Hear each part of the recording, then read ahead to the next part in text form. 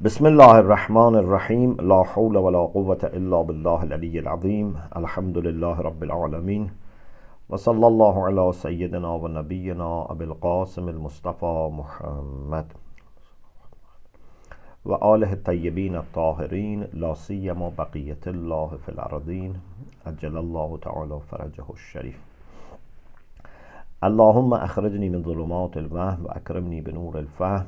اللهم افتح علينا أبواب رحمتك وانشر علينا خزائن علومك برحمتك يا أرحم الراحمين.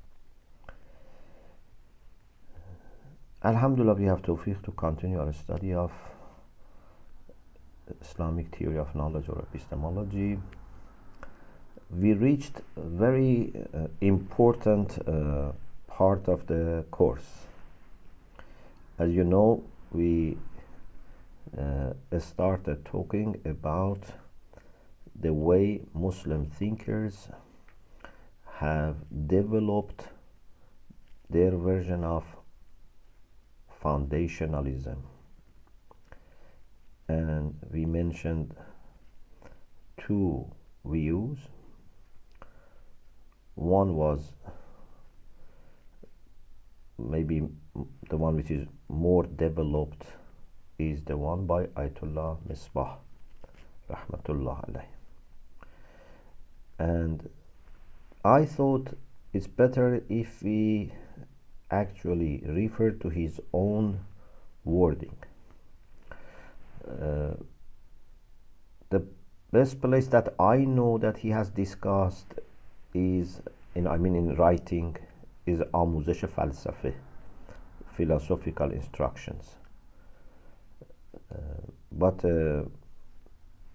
maybe in some lectures also he has addressed this, but in writings I think maybe آموزش فلسفه is the place that he has explained it the best.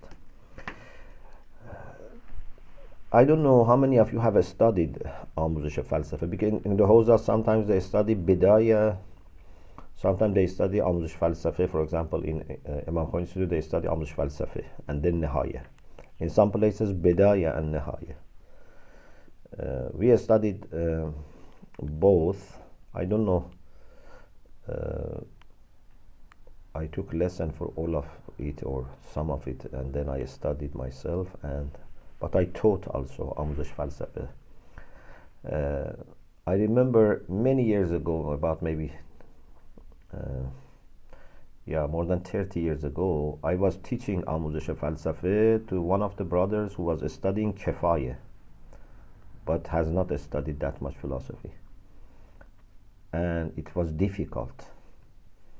Bidaya was more easier for him, because آموزش فلسفه sometimes it's easy, sometimes has very difficult and complicated points. So آموزش فلسفه, as you know, comes in 2 volumes normally, at least the early editions. Now sometimes maybe they put it in 1 volume. The first volume has 10 lessons. The first 10 lessons on general points about philosophy and history of philosophy, different schools of philosophy, relation between philosophy and science, aim of philosophy, etc. Then after the first 10 lessons, the second 10 lessons start, which is about شناخت شناسی, epistemology. بداية الحكمة doesn't start with epistemology. It starts with wujud, existence, and أحكام wujud. The late Ayatollah Misbah had the idea that we need to first discuss the issue of theory of knowledge, and then we start metaphysics. Of course, he benefited from Allama Tabataba'i's discussions about theory of knowledge in Usul Falsafa and other places, but he also had his own ideas. So I recommend you read, even if you have studied before, The second 10 lessons of آموزش فلسفه means from lesson 11 to lesson 20.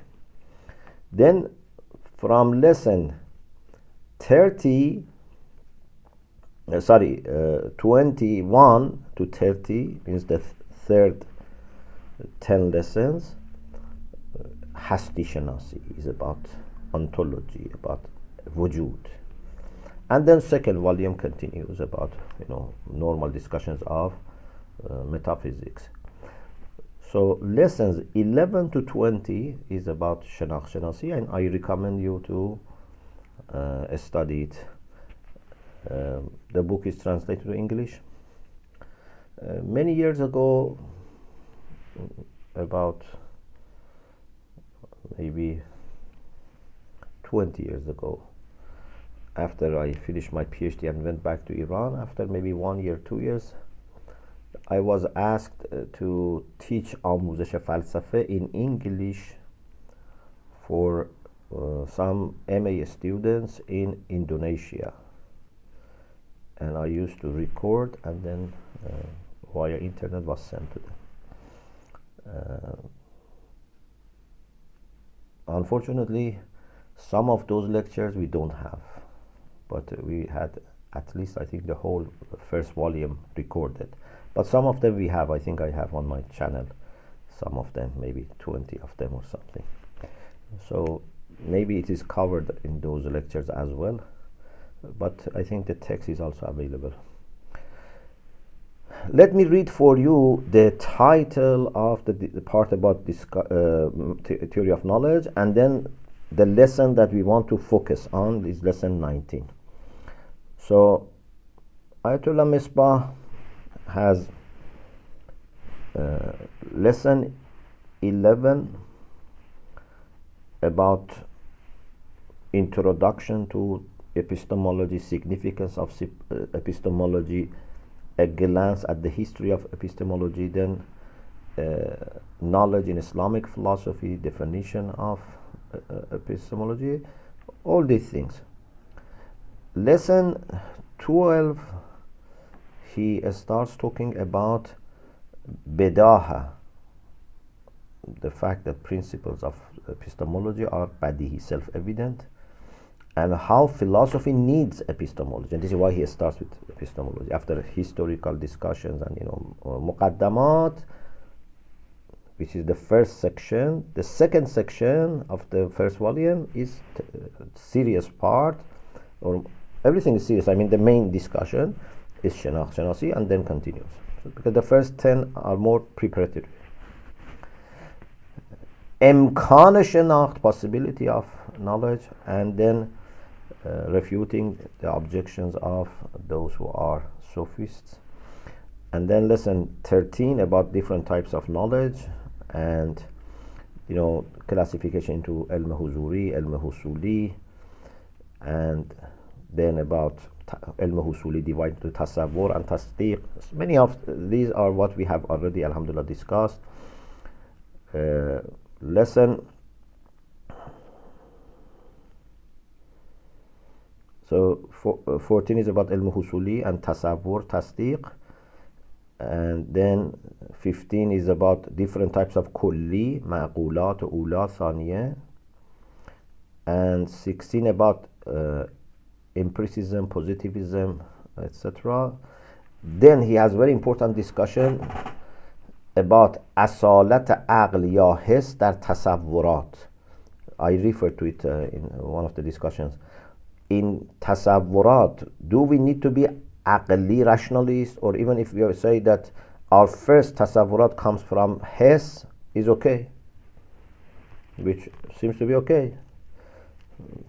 It doesn't matter, if our first, tasawwur. So if we don't trust human perceptions 100%, there is no problem in tasawwurat. In tasdiqat is problem.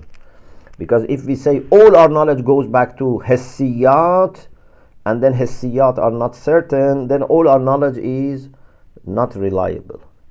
We say no, tasawwurat means where we are inspired, our mind is inspired to start thinking of concepts, is maybe by looking hearing, touching, tasting first, and then maybe also mental things come. That's not a problem. Lesson 17 is about the role of aql or his in tasawwurat. 18 is about the role of aql or his in tasdiqat. Lesson 19, which inshallah I'm going to discuss with you, is about value of knowledge and returning to the main question of epistemology, and what is haqiqah, what is truth, and what are the criteria for truth and falsehood, and nafsul amr. Lesson 20, which is related actually to our next lesson, is about evaluation of moral and legal propositions. How we understand legal facts or moral facts. I'tibari, what does it mean in this case? And the relation between, moral propositions and legal propositions, etc. So, these are 10 lessons, 11 to 20 of آموزش فلسفه. We focus on lesson 19. Inshallah, the rest you already, of course, know, but it's good to review.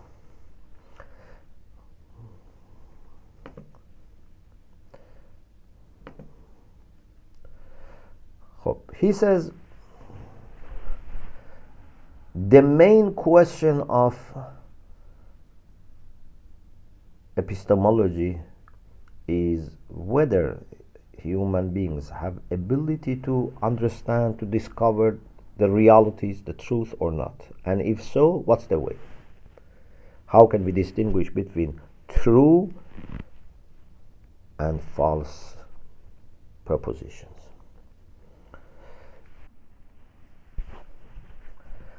So,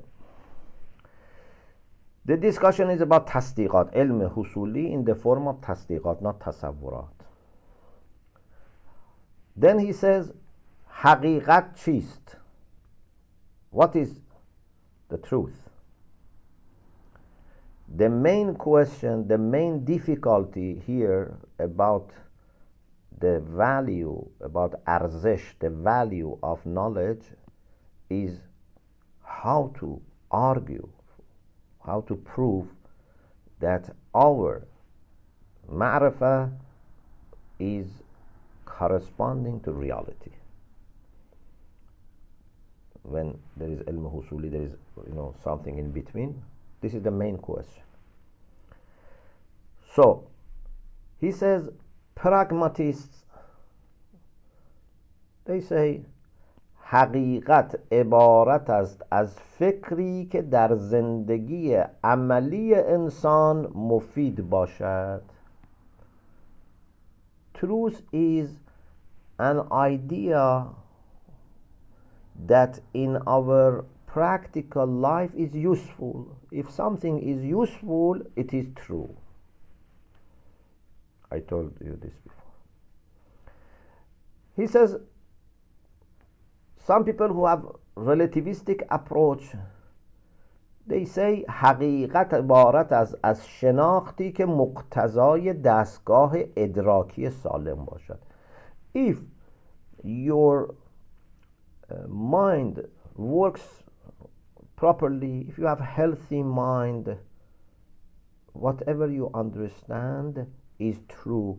And of course normally they say true for you because they are relativists. So they say it's true for you. Or if you are a group that you are okay, you are healthy, you are not suffering from some mental illnesses, they say, okay, what you understand is true for you. Maybe people have different understanding. Another group, they say حقیقت عبارت از آنچه همه مردم بر آن اتفاق دارند. Whatever people agree on, it's true. The fourth is حقیقت عبارت از شناختی که بتوان آن را با تجربه حسی اثبات کرد. حقیقت or truth is a kind of knowledge that can be proved empirically. Of course, I told you the main theories are correspondence theory, pragmatist theory, and cohesion or consistent theory. But these are also there. People may have different opinions. He says همه اینها در واقع فرار از موضوع بحث. He says all these other ones, apart from the first, which is correspondence theory, the pragmatist, relativist, social construction, understanding of theory, etc. These are indeed attempts to come up with a theory in the absence of ability to solve the problem, because they were not able to come up with an idea which is very strong and solid about truth. They had to say such things. He says these indeed show عجز تعریف کنندگان نسبت به حل این مسئله. This shows and demonstrates their incompetence in solving the main question of theory of knowledge or epistemology. And he says even if we are able to say that there are some important, some good points in their theories, but this is not definition of truth that they offer. Maybe they are referring to some signs of the truth. For example, truth is useful, as I told you. Quran says, "Amma ma yanfa'u nas fayamkuthu fil ard." But you cannot say truth is to be useful. Or maybe badihiyat are what all people agree, not nazariyat, badihiyat, because nazariyat also can be true. Some of the true propositions are what all people agree, but this is not the definition of truth. There are also other types of truth that people differ. So the main question is not solved by them. Then he says عقل گرایان, rationalists in its traditional sense, those who believe in the ability of reason or intellect to understand the truth. So they say the way to understand the truth is benefiting from فطرت عقل. فطرت عقل. عقل گرایان معیار بازشناسی حقایق را فطرت عقل معرفی میکنه. What does it mean? They say this is the structure of human intellect. This is, or you can say this is the creation, the way our intellect is created. Fitra. Fitra is a special type of creation and normally used for the special type of creation of human beings. Our aql works in this way. For example, what do we do in logic? We study the way human intellect works. We are not creating logic. We discover the way our aql works. Aql has a normal way of working, and aql has also mistaken sometimes ways of working. When we make mistake, it is true that we are using our aql, but we are not using our aql properly. We make mistakes. So قضایایی که به شکل صحیحی از بدیهیات استنتاج شود و در واقع جزئیاتی از آنها را تشکیل دهد حقیقت می شمارند.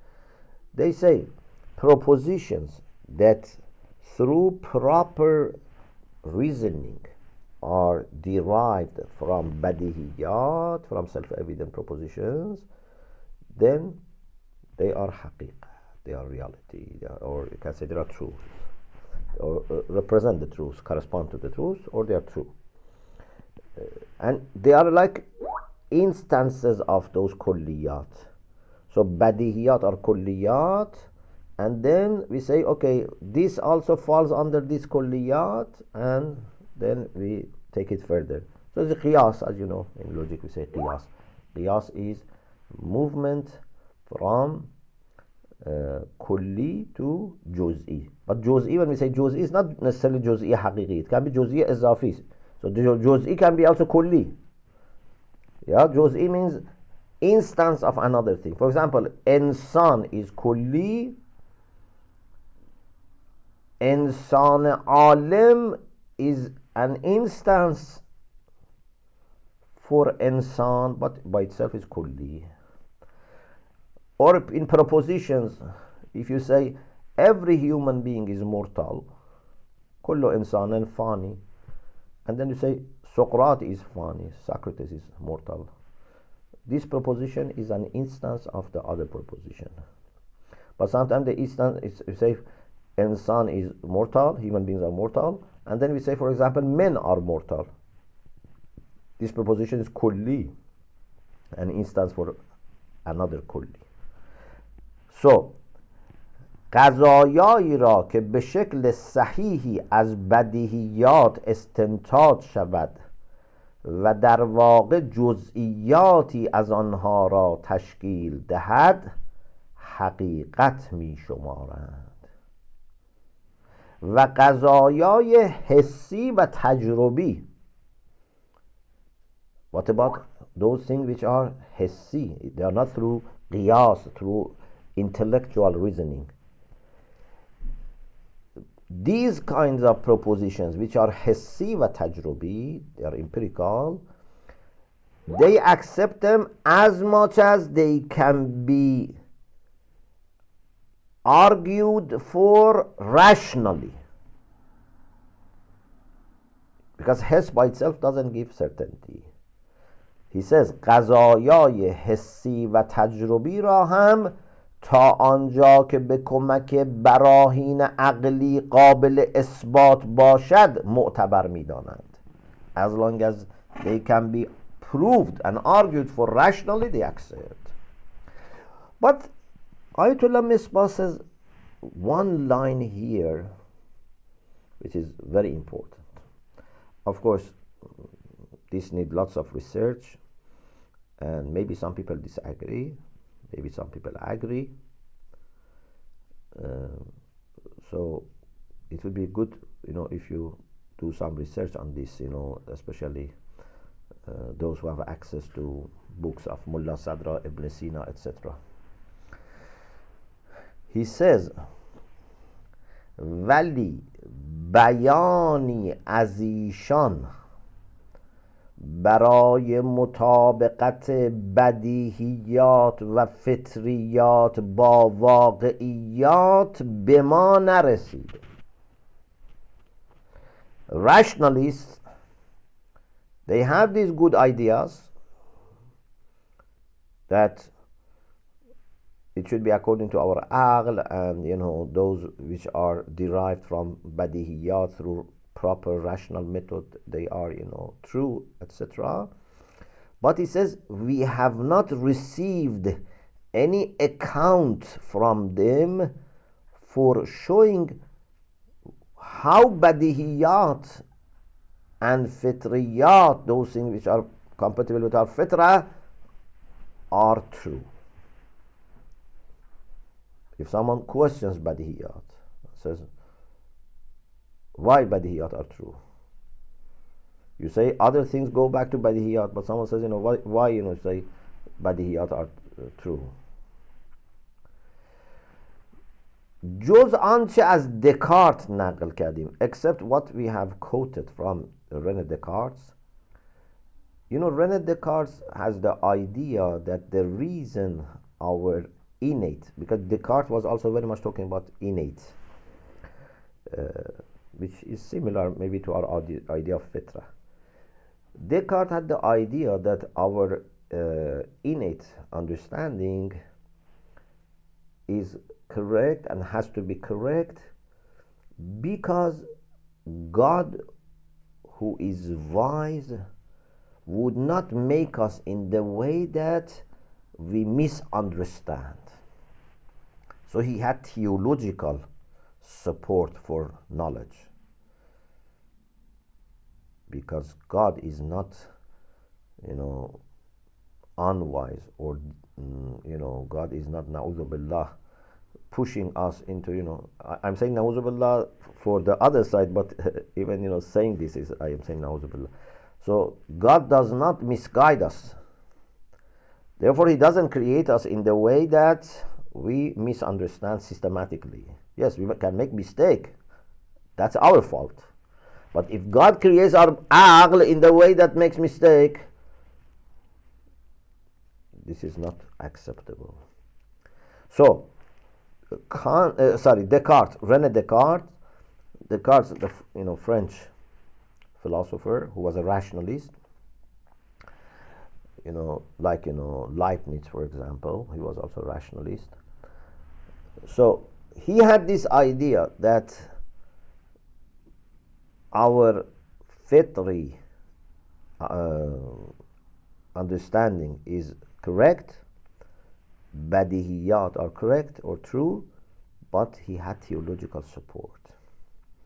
But as you know, this is not an adequate argument, because if you don't believe in ability of aql for understanding the truth, how can you prove the existence of God and wisdom of God, and then what, you know, a wise God, you know, would do or wouldn't do?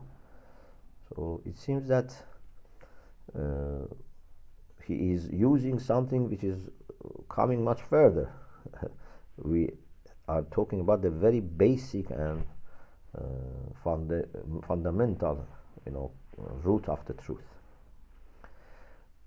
So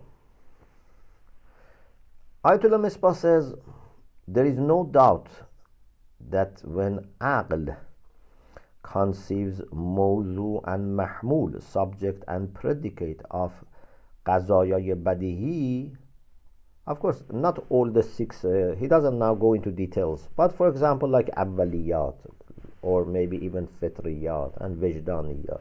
So he says عقل بعد از تصور موضوع و محمول قضایای بدیهی خود به خود و بدون نیاز به تجربه قاطعانه حکم به اتحاد آنها می کند.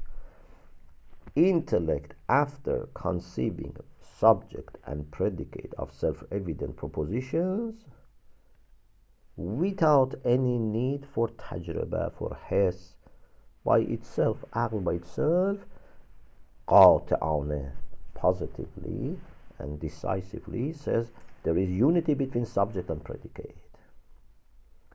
And those who have not come to this point, aql says either they have not understood subject and predicate, or they suffer نوعی بیمار یا وسواس بودن، دچار نوعی بیماری یا they had some kind of illness, or maybe they are people who are not able to make up their mind because they doubt too much.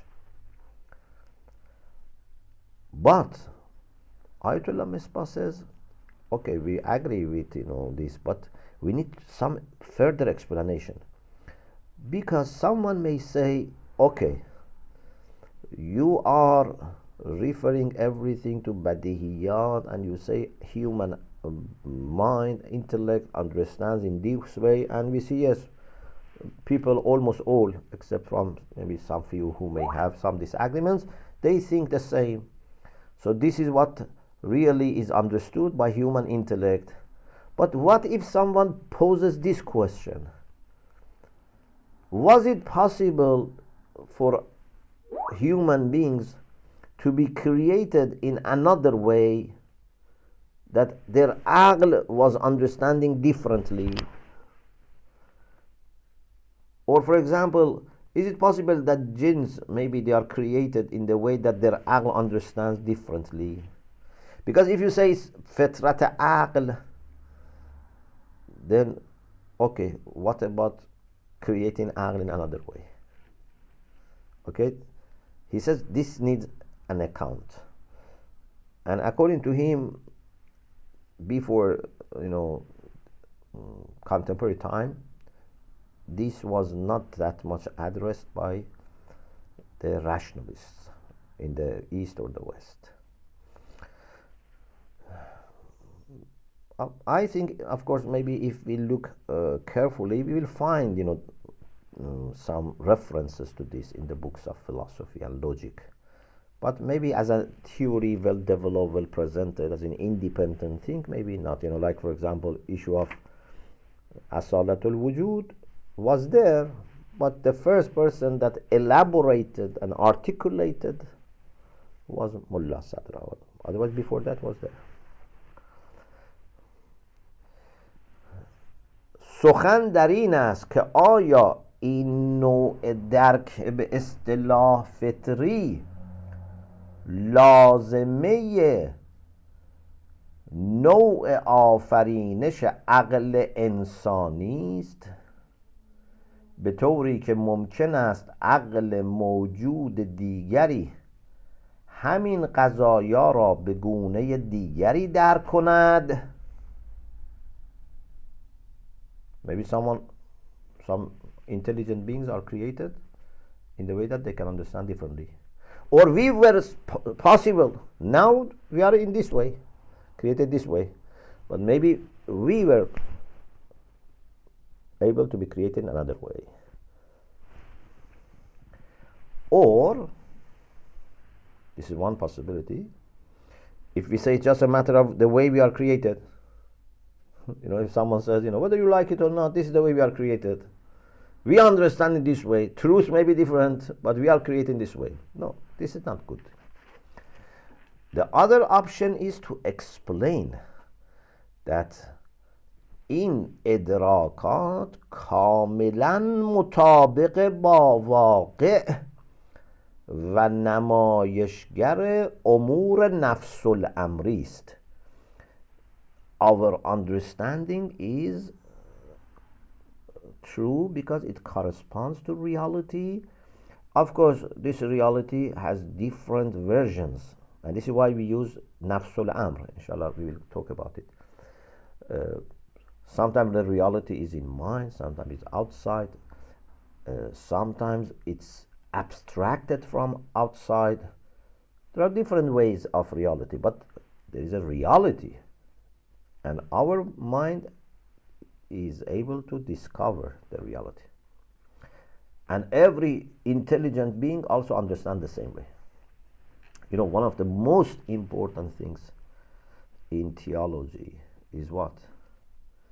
Is that we use our aql even to understand God and to understand actions of God, word of God, will of God.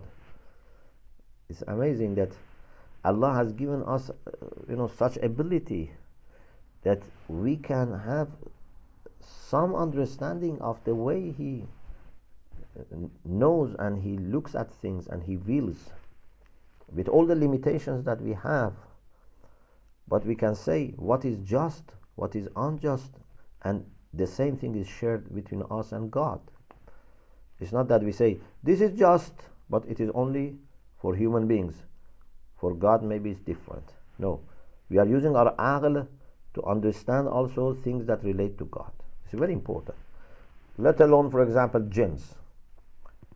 If كل معلول يحتاج إلى العلة or كل ممكن يحتاج إلى، it's not only for human beings. Jinns also, and any intelligent being also would understand it the same way.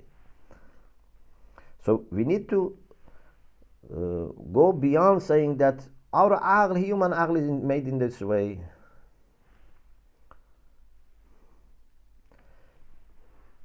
He says صرف فطری بودن بنابر این که به صورت صحیحی تفسیر شود چنین مطلبی را اثبات نمی‌کند. Just to be fitri, even if you understand fitri in a proper way, because there are misunderstandings of fitri, but even you understand fitri in that, in a proper way, that it's a way of creation of human beings, in particular human intellect, it's not solving the problem. On the other hand, he says, empiricists, they say that the criteria for haqiqah, for truth, is to be proved or to be able to be verified by tajribah, by experiment. And some of them, they said it has to be practical experience. But he says, first of all, this then is only limited to mahsusat, those things which are sensed and perceived. But what about mathematics? What about logic? You may have, not good friendship with philosophy, because some of these people, they don't like philosophy that much. But what about logic and mathematics? At least for them, you cannot say the criteria is Hess. Plus, we believe that Hess, even for things which are Hessi, is not enough, is not adequate. You need again to prove, because it is no type of ilm husuli, and you need to prove that what you sense, what you, for example, see is correct. So now that the question is established, he says tahqiq dar mas'ale. Now we want to study the main question and offer our response after thinking and researching and trying to reach the core of the issue. The main issue with ilm husuli is the issue of correspondence, how we understand that it corresponds, because there is distance. So we have to look for solution where we can have supervision over صورت ادراکی و متعلق ادراک. We can bring two sides, okay? صورت ذهنی or ادراکی, the mental image, is going to correspond with reality. Ilm husuli, these are separate, so we have difficulty. We need to look for an area that these two both are available to us. We can have ishraf, we can have supervision on surat idraki and muta'allaq idrak. So the concept or image in us and what this is going to relay, what is going to show, which is the reality. و تطابق آنها را حضوراً و بدون وساطت صورت دیگری درک کنیم. We can have ishraf and understand that they match each other without using another concept. No, without anything in between, we can check both and say, yes, this is true. و آن قضایای وجدانی است. One of the things that Ayatollah Misbah uses a lot in his dealing with this main question of epistemology is قضایای وجدانی. One of the badiyat, as I remember, we discussed about 6 types of badiyat. One of them is vijdaniyat. Vijdaniyat are those things that you understand inside you. For example, you have fear. Okay? Please listen to this explanation. When you have fear, you feel fearful. Your understanding of fear is ilm huzuri. But when you say, I fear, this is ilm husuli. But although it is ilm husuli, I fear can be checked through ilm huzuri, because it's you and your fear.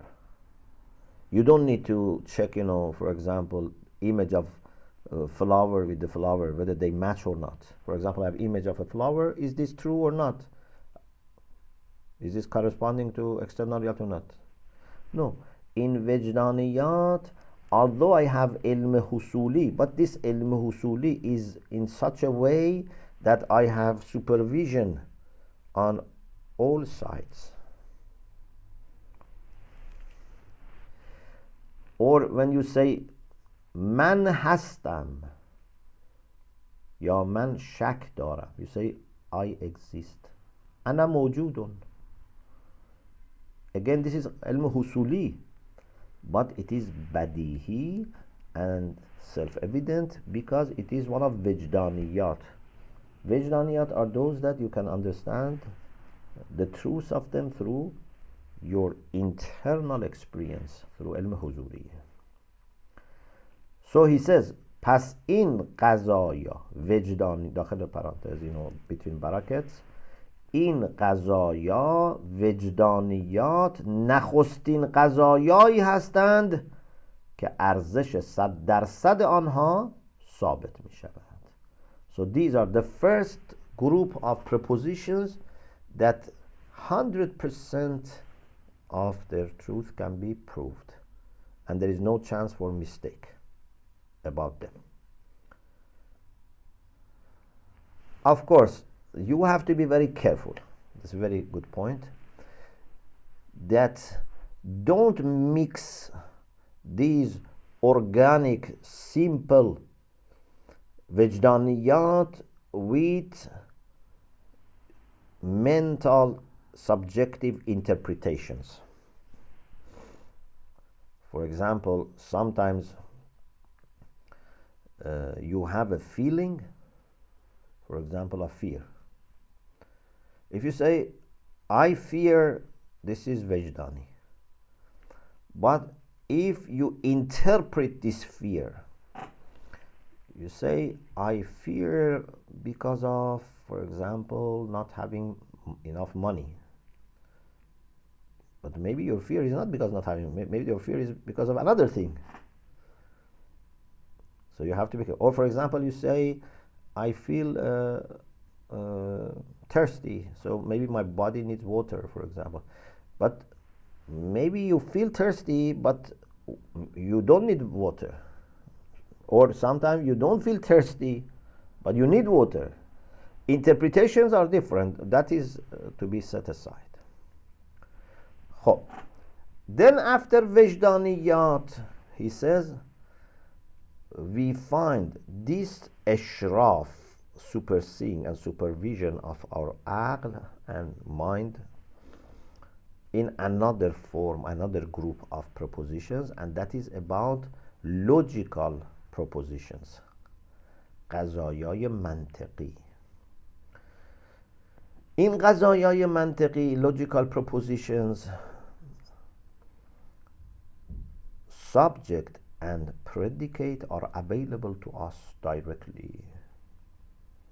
For example, we say مفهوم الانسان کلیون, the concept of human being is universal. خب مفهوم الانسان is present in our mind. Kulli, universal, is also present in our mind. We can check in our mind whether mafhum insan is kulli or is not kulli, is juz'i, can only be applied to one case. So the way to understand the truth or falsehood again is through ilm huzuri. Although it is a qaziyya, it's ilm husuli, but we have ishraf, we have supervision. We are in a position that we can judge about it without using eyes or ears. You don't need to do hiss and tajrubah.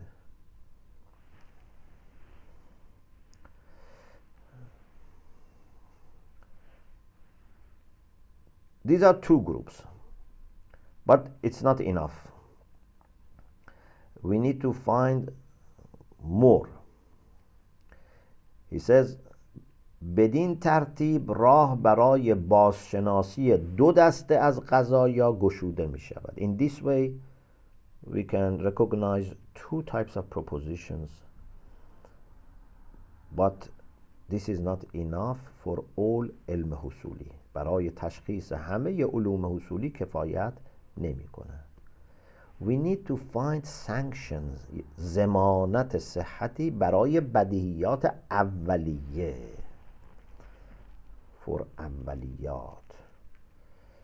Awaliyat are not وجدانیات, and are not issues of mantiq.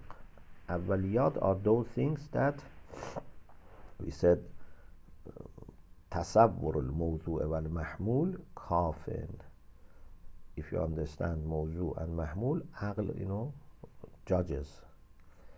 It can be like كل معلول يحتاج إلى العلة یا امتناع اجتماع النقیضین. These are أوليات. So he says,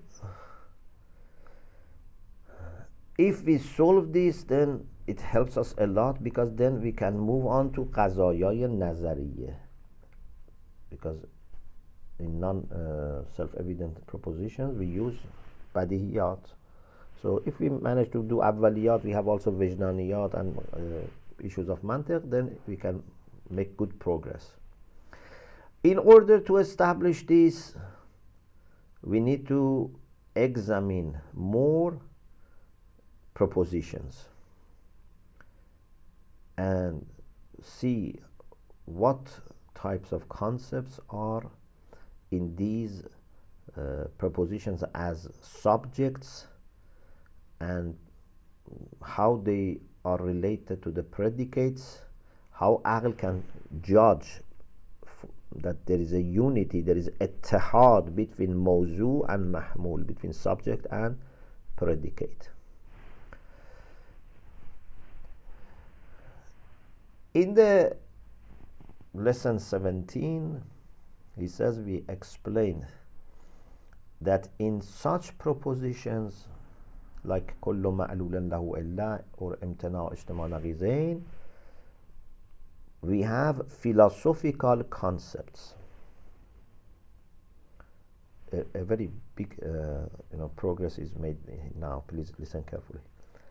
مفاهیم فلسفی, philosophical concepts, are understandable by علم حضوری. معقولات ثانی فلسفی, as we explained, are about types and modes of existence. Don't we have access to existence inside us? Do we need to go always and observe it outside? For example, the concept of need, محتاج, كل ممكن محتاج إلى العلة, or استقلال, independence, علات, معلول, cause, effect. These are the concepts that we can abstract from realities that we understand through علم حضوری and وجدانیات. These concepts, of course, don't have something to match like مفاهیم ماهوی. So in مفاهیم ماهوی, when you say horse, there is horse. When you say water, there is water. You can see, you can experience. معقولات ثانی فلسفی, as philosophers say, they say عروض في الذهن اتصاف في الخارج, means they belong to the concept in mind, but the external thing has this quality. So you say this horse is mumkin, but where did imkan belong to horse? امکان is not like color for the horse, which is aras. امکان is معقول ثانی فلسفی, is بالانتزاع, through abstraction. So for معقولات ثانی فلسفی, we look for منشأ انتزاع. We say there is no ما به الإزاء. There is nothing that corresponds to this very obviously. No, it's through process of انتزاع.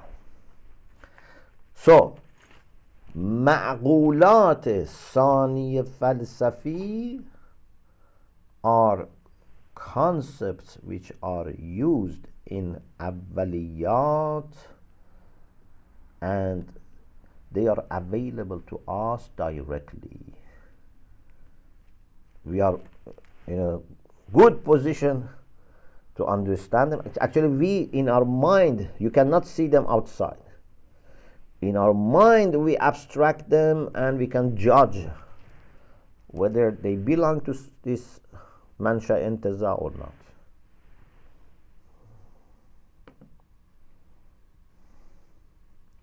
So, this is about the concepts which are used.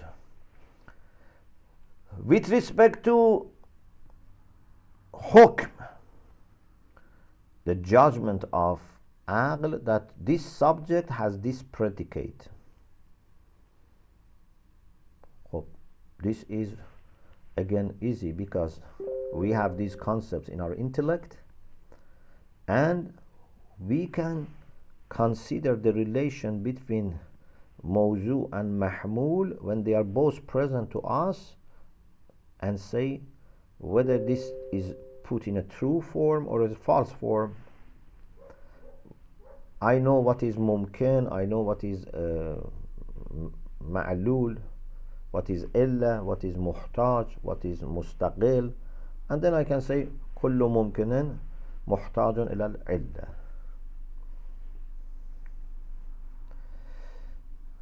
So the proposition kullu ma'lulan yahtaju ila al-illa is not in need of his or tajrubah to be judged. You don't need to go and check outside or in laboratory.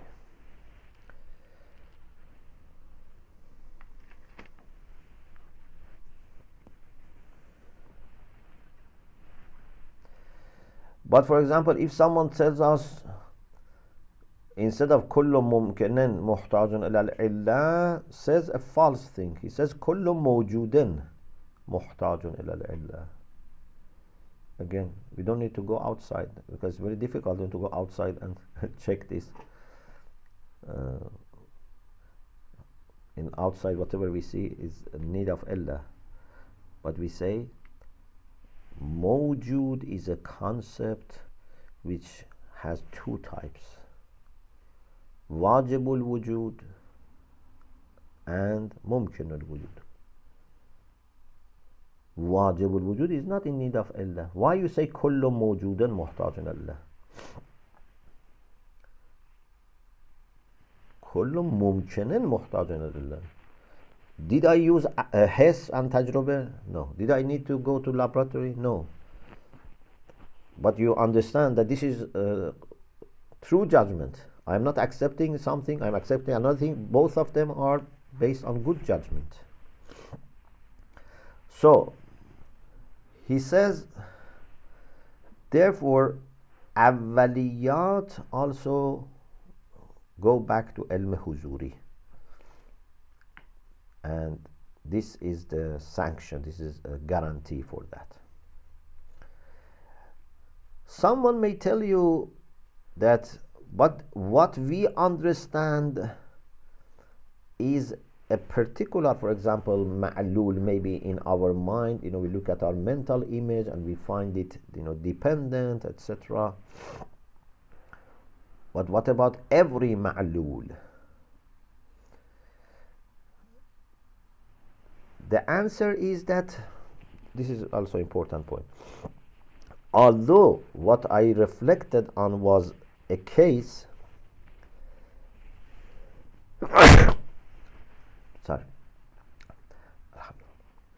although what I studied was a case, for example, something in my mind is kayfa nafsani, is juz'i, but still was a concept. Those particularities are not important. What is important is that aspect which is common, which is general. If you consider carefully something in your mind and reach what we say technically mistaq bizzat, You know, we have mistaq bil-zat and we have mistaq bil-aras. If you manage to reach mistaq bil-zat, I will explain more, then it is general. I look at, for example, Zayd. I can be preoccupied with particularities of Zayd. Then my judgment would not be applicable to other human beings. For example, the height of Zayd. Maybe other human beings are not that high, are taller or shorter, color, etc. But if I can focus on humanity of Zayd, then anything which is true for Zayd as a human being is true for other human beings. Anything which is true for Zayd as a particular person may not apply to other human beings. Okay? So, in your assessment, if you can find what is for the subject in its general way, then it can be applied. In mind, this is very easy. Maybe if outside is not that easy. For example, it needs lots of experience. If you have lots of experience with human beings, maybe you can understand what is really an implication of being human and what is implications of this group of human beings or human beings of this age. You know, sometimes maybe we think human beings have always been thinking everything like us, for example, but maybe there were issues that they were different, not about fundamental issues, I mean about taste, etc. So it needs experience, it needs, careful. But if something is inside us, like the concept of mumkin, the concept of muhtaj, the concept of Allah, here we can find that although I was working on a concept in my mind, which by itself is one of the kayfiyat and nafsaniyya for me, but that side is not important. What is common is that this is ma'lul, and this ma'lul is in need of Allah, and any ma'lul then is in need of Allah. Okay, so there is generality here. Then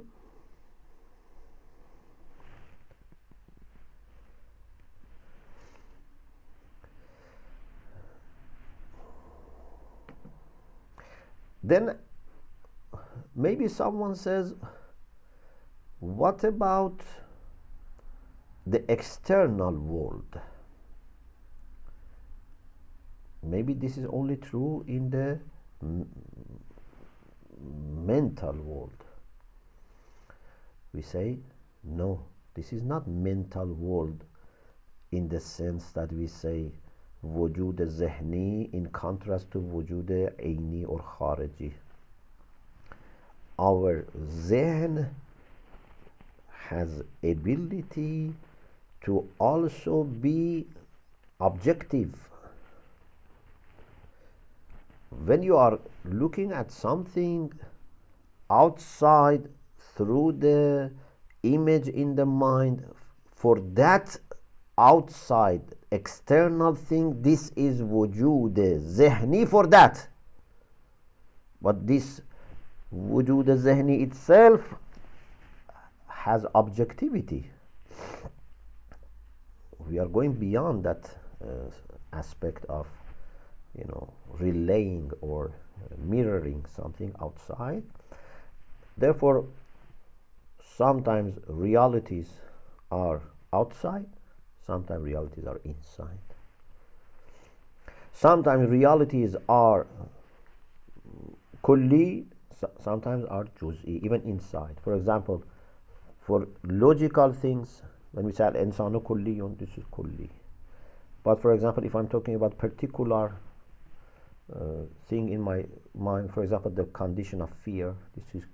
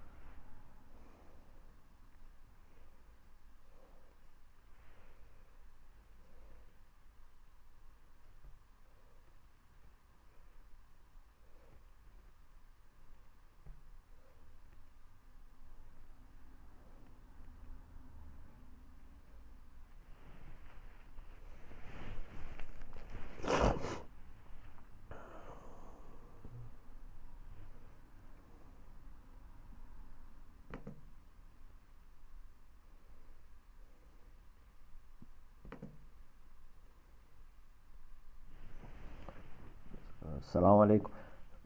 Sorry, my computer crashed. I don't know what happened. Are you there? Assalamu alaikum. Assalamu Yes. alaikum.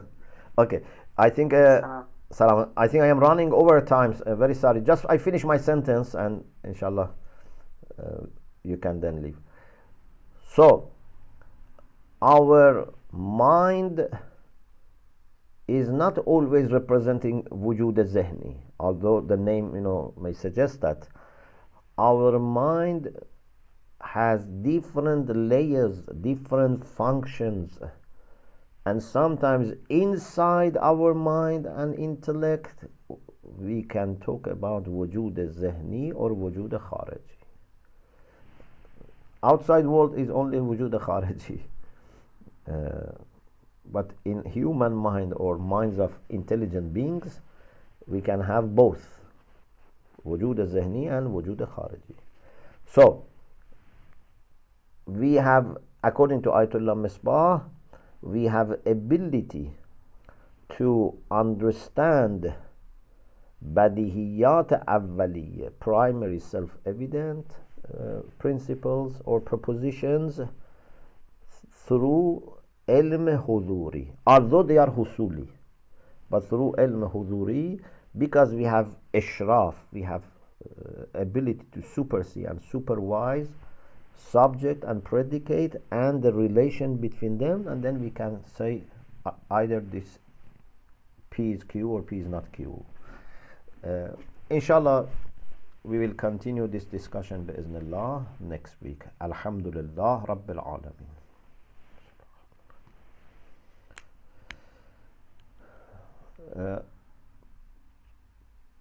Is there any question, anything?